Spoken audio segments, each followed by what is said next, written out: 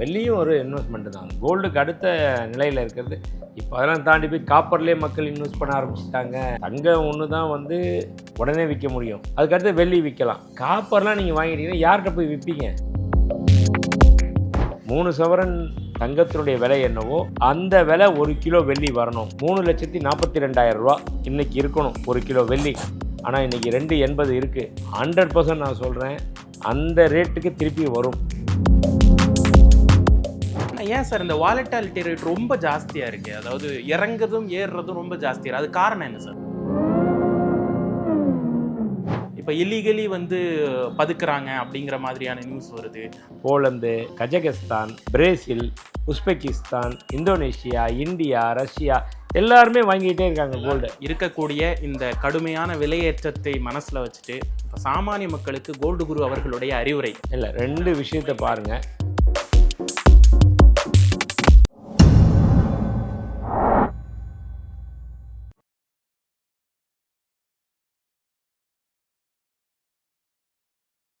Sir இப்போ வந்து okay, வெள்ளி வந்து விலை வந்து பயங்கரமாக பிச்சுட்டு போகுதுப்பா அப்படின்னு சொல்லிட்டு ஷேர் மார்க்கெட்லலாம் போய் சில்வரில் வந்து போட்டாங்க, கமாடிட்டியில் போட்டாங்க.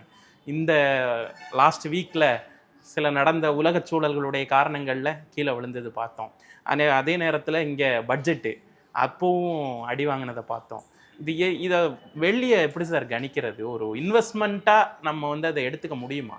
இல்லை, இது தாராளமாக எடுத்துக்கலாம். வெள்ளியும் ஒரு இன்வெஸ்ட்மெண்ட்டு தான். கோல்டுக்கு அடுத்த நிலையில் இருக்கிறது. இப்போ அதெல்லாம் தாண்டி போய் காப்பர்லேயே மக்கள் இன்வெஸ்ட் பண்ண ஆரம்பிச்சிட்டாங்க. அதுக்கு முன்னாடி அது சின்னது சொல்லிடுறேன். நீங்கள் தங்கம் இதில் வெள்ளி எடுத்துக்கலாமான்னு கேட்குறீங்க. தங்க விலை ஏறிச்சு, அடுத்த வெள்ளிக்கு வந்தாங்க. வெள்ளி விலை ஏறிச்சு, அடுத்தது உடனே காப்பர் மேலே படையெடுத்து எல்லாம் காப்பர் கட்டிகளை வாங்க ஆரம்பிச்சிட்டாங்க இப்போவே. ஆமாம், எவ்வளோ பேர் காப்பரில் விலை ஏறுதாமே அப்படின்னு ஆன்லைனில் தெரிஞ்சவன் ஆன்லைனில் போகிறான். அதான் நான் கேட்பேன், தங்கம் ஒன்று தான் வந்து உடனே விற்க முடியும், அதுக்கடுத்து வெள்ளி விற்கலாம். காப்பர்லாம் நீங்கள் வாங்கிட்டீங்கன்னா யார்கிட்ட போய் விற்பீங்க? யார் பைபேக் எடுப்பா? அதை நீங்கள் விற்க போனீங்கன்னா ஸ்கிராப் ரேட்டில் தான் கேட்பாங்க. ஆனால் ஆல்டர்னேட் கோல்டு அப்படிங்கிற ஒரு ஆப்ஷன்லாம் பேசுகிறாங்கல்ல இன்னைக்கு காலத்தில். பேசுகிறாங்க, நடைமுறைக்கு வரலையே. அது வந்தால் அந்த மாதிரி ஏதாவது வந்தால் தான். இது வரைக்குமே கண்டுபிடிக்க முடியல. அதனால் அந்த செக்மெண்ட் வேலைக்கு ஆகாது. இப்போ நீங்கள் வெள்ளி கேட்டீங்க. வெள்ளி வந்து தன்னுடைய விலையில் ரொம்ப கம்மியாக இருந்துச்சு. ஆக்சுவலாக நான் ஒரு ஈக்குவேஷன் சொல்லுவேன். என்னென்னா, 3 சவரன் தங்கத்தினுடைய விலை என்னவோ அந்த விலை 1 கிலோ வெள்ளி வரணும். அதனால் இப்போ வெள்ளி கம்மியாக இருக்குதுன்னு சொல்லி ஒரு 2 மாதம் முன்னாடி சொல்லிகிட்டே இருப்பேன். அப்போ கம்மியாக இருந்துச்சு, வெள்ளி ஏறலை. அதுக்கப்புறம் வெள்ளி ஏறி இப்போ அந்த 3 சவரன் நகை, 3 சவரன்னா இப்போ என்ன ரேட்டு? ஒரு சவரன் வந்து இப்போ ஒரு யோசிச்சு பாருங்கள், 1,14,000 ரூபா இன்றைக்கி ரேட்டு. 3 சவரன் விலை 330, 330, இது ஒரு 412, 3,42,000 ரூபா இன்றைக்கி இருக்கணும் 1 கிலோ வெள்ளி. ஆனால் இன்றைக்கி 2.80 இருக்குது. 100% நான் சொல்கிறேன், அந்த ரேட்டுக்கு திருப்பி வரும். 342, அதாவது இன்றைக்கி இருக்கிற கணக்கில். இன்னும் கோல்டு ஏறிச்சுன்னா அதுக்கு ஈக்குவலாக வரும், இல்லை அதை விட கூட போகும். அந்த ஈக்குவேஷன் வச்சு பார்த்திங்கன்னா இந்த வெள்ளி விலை இன்றைக்கி கம்மியான விலை தான். ஆனால் ஏன் சார் இந்த வாலட்டாலிட்டி ரேட் ரொம்ப ஜாஸ்தியாக இருக்குது? அதாவது இறங்குறதும் ஏறுறதும் ரொம்ப ஜாஸ்தியாக இருக்குது. அது காரணம் என்ன சார்? இல்லை, அதுதான் நம்ம சாதாரணமாக பார்த்திங்கன்னா ஏறிக்கிட்டே இருந்துச்சு. போன வருஷம் ஃபுல்லாகவே விலை வெறும் உச்சத்தில் போய்கிட்டே இருந்துச்சு. இறங்குன்றதே வரல. ஒரு நாளைக்கு 500 ரூபா ஏறுது, அடுத்த நாளைக்கு ஒரு 2000 ரூபா ஏறிச்சு, அப்புறம் ஒரு 200 ரூபா குறையும், திருப்பி ஒரு 3000 ஏறும். இப்படி தான் வந்துச்சு. ஆனால் இந்த முறை தான் இந்த 2026 பிறந்து இந்த ஒரு கடைசியில் தான் இந்த பிரச்சனை வந்துச்சு.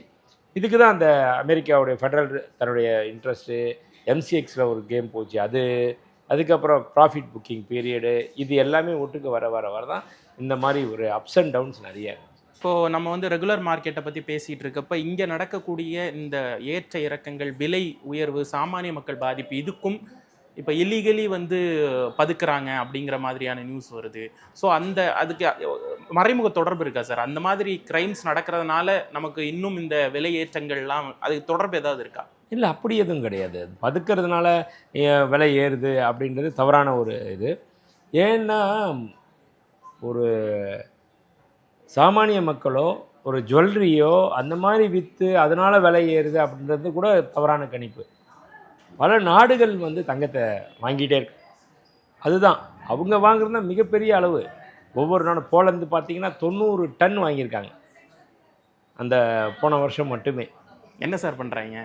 இல்லை அவங்க நாட்டுக்கு சேர்த்து வைக்கிறாங்க. அந்த ரிசர்வ் மாதிரி. ரிசர்வ் அரசாங்கம் போலந்து, கஜகஸ்தான், பிரேசில், டர்க்கி, அப்புறம் சைனா, செக் Republic, Uzbekistan, Indonesia, India, Russia எல்லாருமே வாங்கிட்டே இருக்காங்க. எல்லாருக்கும் மோனோபோலி ஆகணும் அப்படிங்கிற அந்த மோனோபோலியில் டாலர் வீக் ஆகிட்டு இருக்கு. குளோபல் கரன்சியாக கோல்டு ஒன்று தான். அதுக்கு அடுத்தது பார்த்திங்கன்னா அப்போ தங்கத்தில் இன்வெஸ்ட் பண்ணும் அப்படின்னு சொல்லிட்டு எல்லா நாடுகள், அதாவது இது எல்லாமே வாங்கியே இப்போ வந்து போலந்து பார்த்திங்கன்னா 550 டன் வச்சுருக்காங்க கைவசம். அவங்களுடைய லட்சியம் என்னென்னா அடுத்த ஃபோக்கஸ் பார்த்திங்கன்னா 700 டன்ஸ் வைக்கணுமா. ஸோ அவன் வாங்குறதுக்கு இன்னும் சந்தையில் ரெடியாக இருக்கான். அப்போ இருக்கப்போ எப்படி விலை குறையும்? நாடுகள் இப்போ மக்களை வேணால் கட்டுப்படுத்தலாங்க. ஒரு தேசத்தோட மக்களை சொல்லலாம், அப்படி இப்படி ப்ரொபகண்டா பண்ணலாம், இவ்வளவு வாங்குங்க, ஒரு கெப்பாசிட்டி அப்படி இப்படின்னு சொல்லலாம் எல்லாம். ஆனால் ஒவ்வொரு நாட்டையும் போய் கண்ட்ரோல் பண்ண முடியுமா? அவங்களே அந்த அரசாங்கம் முடிவெடுத்து வாங்கிட்டு இருக்காங்க. அது எதை நோக்கி போகுது சார்? இப்போ தங்கம் இல்லாமல் போகும் நிலை நம்ம தொடர்ந்து பேசிகிட்டு இருக்கோம். அந்த நிலையை நோக்கி நகர்றப்ப இந்திய நாட்டுடைய இந்த இவ்வளோ தங்கம் நம்ம வந்து பாரம்பரியமாக காலங்காலமாக தலைமுறையாக சேர்த்து வச்ச தங்கம்லாம் வச்சுருக்காங்க.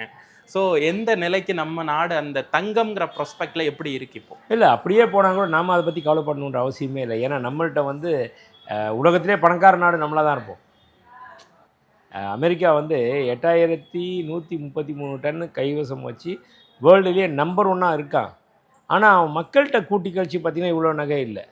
நம்ம மக்கள்கிட்ட அதை விட 4 மடங்கு உயர்ந்து 35,000 டன் 37,000 டன் கிட்ட நம்மள்கிட்ட இருக்குது. அப்படி பார்த்திங்கன்னா அந்த அளவுக்கு கவர்மெண்ட்டுக்கிட்ட இருக்கிறது என்னமோ கம்மி.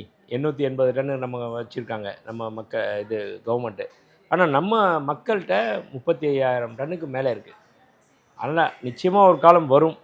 ஏன்னா தங்கம் வந்து தோண்டி எடுக்க குறையும். அல்ல குறையாத அக்ஷய பாத்திரம் கிடையாது. அது ஒரு லெவல் வர்றப்போ குறைஞ்சிக்கிட்டு தான் வரும். குறையிறப்போ அப்போது மறுசுழற்சி முறையில் அவங்க அதை பண்ணிக்க வேண்டிய சூழ்நிலை வரும். அப்போ தங்கத்தோட விலையை நிர்ணயிக்கிறது கூட எல்லோரும் தான் அவங்கவுங்க அந்த ரேட்டை ஃபிக்ஸ் பண்ணிக்கலாம் அப்படின்ற மாதிரி வந்துடும்.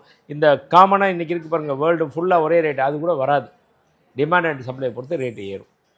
சார், இறுதியாக இப்போது இருக்கக்கூடிய இந்த கடுமையான விலையேற்றத்தை மனசில் வச்சுட்டு இப்போ சாமானிய மக்களுக்கு கோல்டு குரு அவர்களுடைய அறிவுரை, இந்த மாதிரி தங்கம் வாங்க, இப்படி வாங்குங்க அப்படின்னு ஏதாவது ஒரு இல்லை 2 விஷயத்தை பாருங்க.